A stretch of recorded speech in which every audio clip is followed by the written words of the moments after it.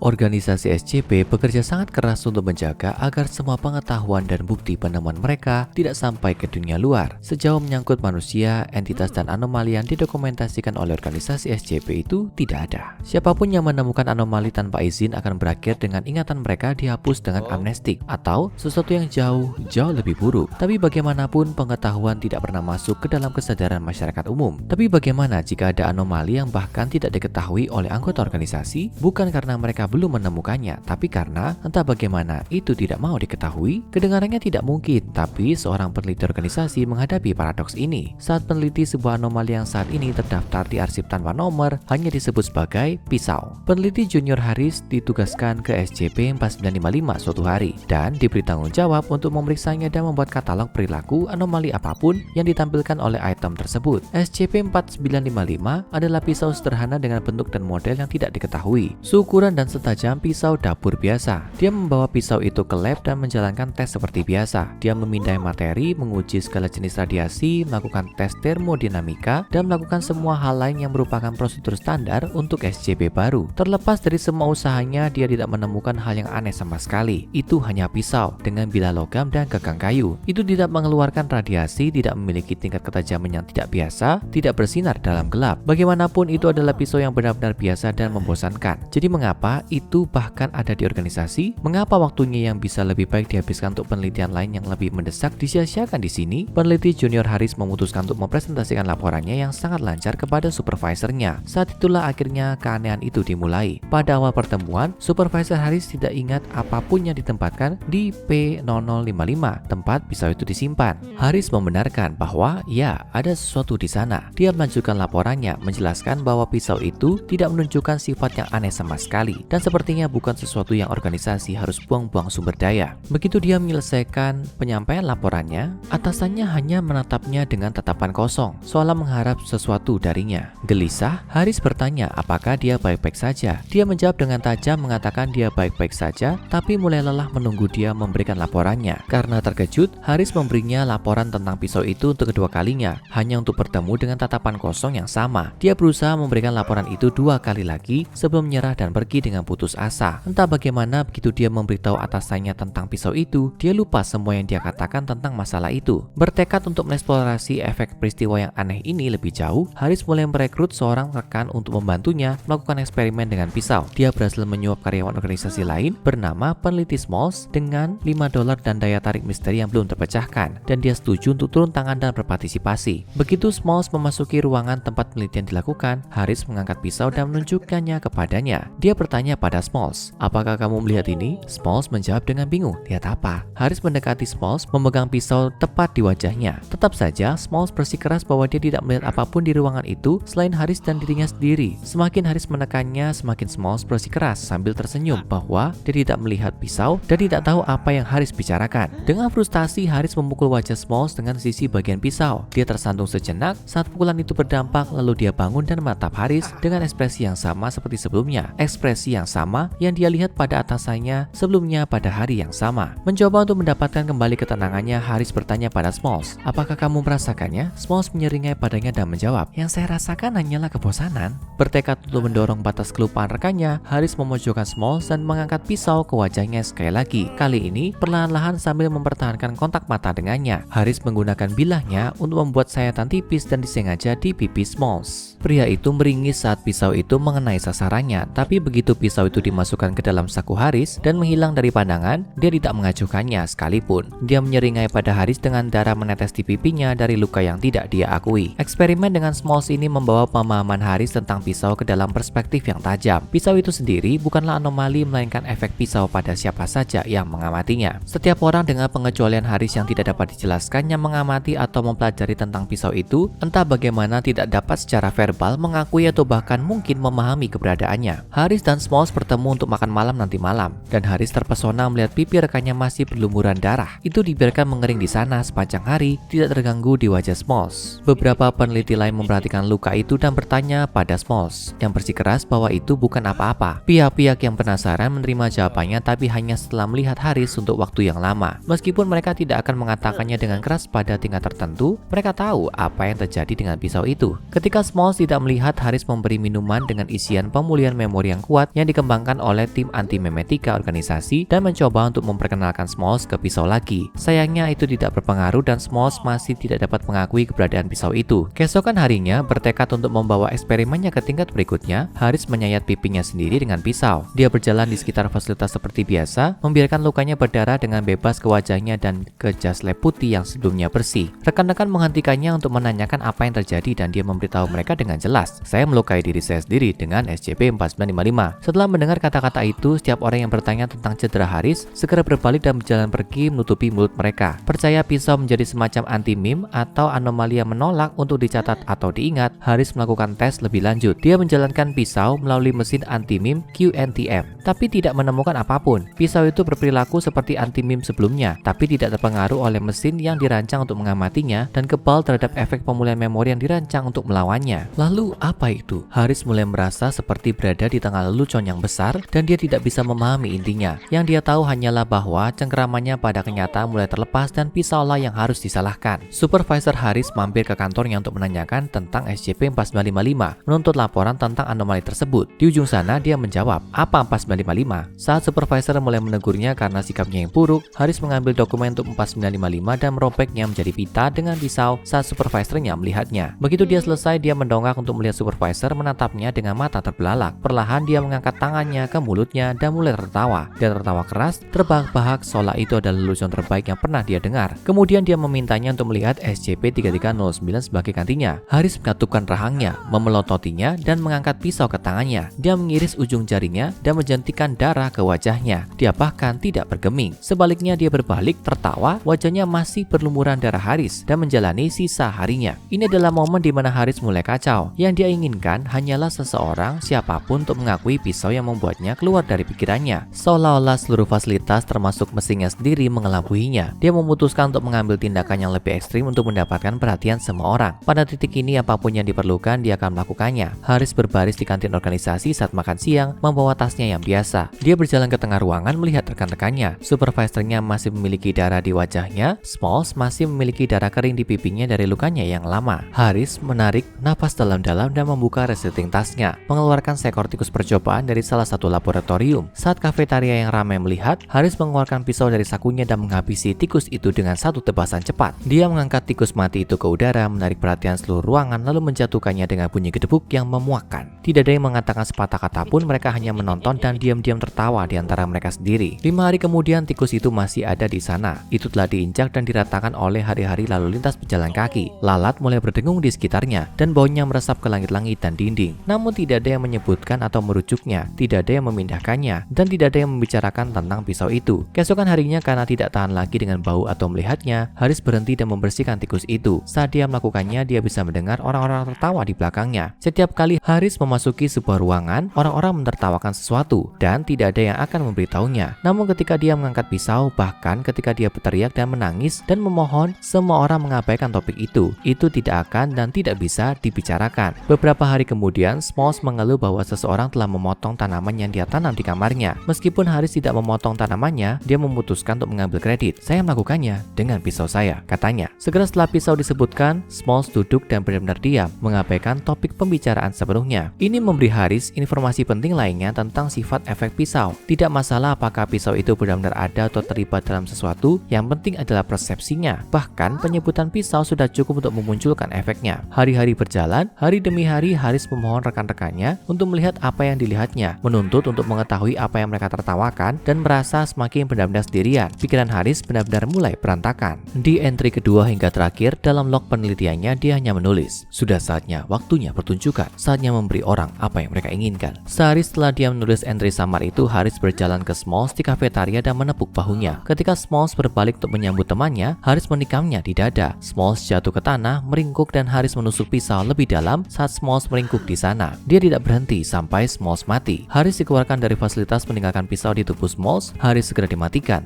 menghilangkan orang terakhir yang muncul yang mampu membahas pisau. Sedangkan pisau sekarang, lokasinya saat ini tidak diketahui, membuat objek kecil biasa ini menjadi salah satu misteri terbesar yang belum terpecahkan dari organisasi SCP. Apa sebenarnya pisau itu? Apa yang membuatnya begitu aneh bagi orang-orang? Pada akhirnya itu mungkin tidak masalah. Lagi pula apa yang lebih menakutkan? Objek yang menjaga orang itu dapat mengingatnya atau menjadi satu-satunya orang di seluruh dunia yang mengingatnya? Sekarang tonton SCP-050 SCP-55 anti-meme atau tidak diketahui, dan SCP-3999 aku adalah pusat segala sesuatu yang terjadi padaku untuk anomali lebih aneh yang benar-benar dapat masuk ke dalam pikiranmu.